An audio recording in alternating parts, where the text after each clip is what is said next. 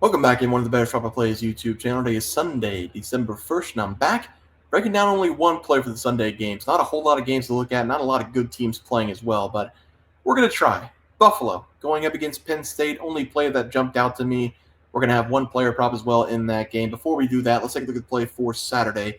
We have Oregon plus 6.5 going up against Alabama. I still think they're going to win that game outright. We have Texas A&M minus 4.5. Going up against Rutgers, TJ Bamba for Oregon over 12.5 points. Lower than I thought it would come out at. I'm very happy it's out at that. And then Wade Taylor over 16.5 points going up against Rutgers as well. So 4 plays. It is 1:35 p.m. Central Time. None of the games have started yet, recording extremely early. Let's take a look at the plays for Sunday. This is going to be a beatdown, I think. I love the MAC Conference. You guys know I've got a soft spot in my heart for there. I love Buffalo. I love Toledo.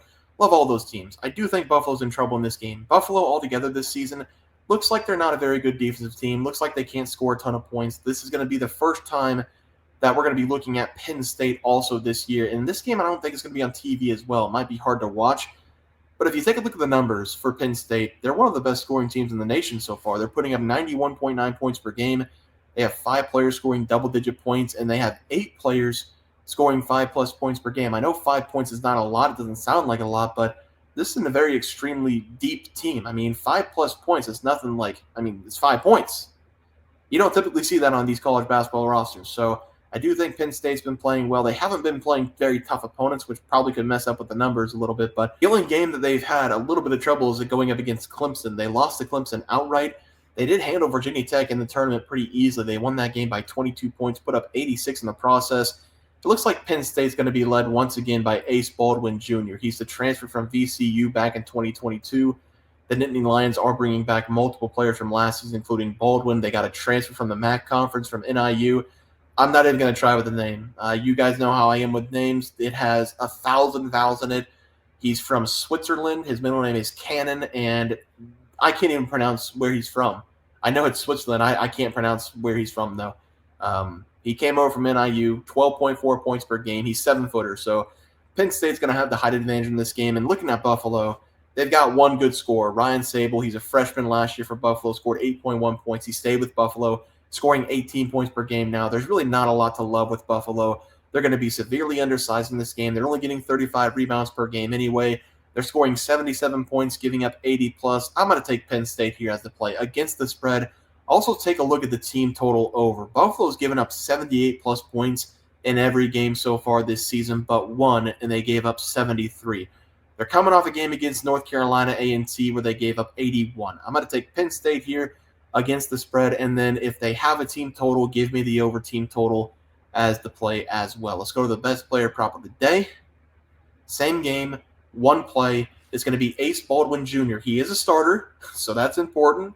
We now know that we can't take bench players on FanDuel or DraftKings, so maybe even Prize Picks. So mark that down for later on. And we're going to take him in this game. I'm assuming it's going to be 13.5 points. I'll play this up to 19.5 points because Buffalo's been so bad defensively this season. He should be able to score anytime he wants. I've already given you guys a number for this Buffalo defense, but I will give you the numbers for Ace because he has been the leading scorer for Penn State. He is shooting nearly 40% from deep and 43.8% from the outside. He's a fifth-year senior. This is close to his career high in three-point shooting as well. So this guy has been doing a really good job putting the ball in the hole. He has also set a career high so far in free throws attempted. This was not a guy who would get himself to the rim very often, but this year he's taken 6 free throws per game, making over 90%. He's coming off a tough game going up against Clemson.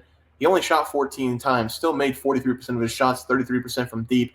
He finished the game with 20 points. He also had himself a double-double with the assist. Penn State likes to keep the ball in this guy's hands. He's had a double-double in assists and points in 3 of the last 4 games. And in 3 of those games that he had double-digit assists, he's also had 19+ points. So that means he's responsible for about 45 points per game for Penn State in those 3 games. They play through this guy the entire game. I expect another high-point game out of him going up against one of the worst defenses in the country in Buffalo. Give me his over total points as the play here. Let's go over the recap graphic. We're going to be taking Penn State against the spread, and the team total over that Buffalo defense is brutal. And then Ace Baldwin Jr.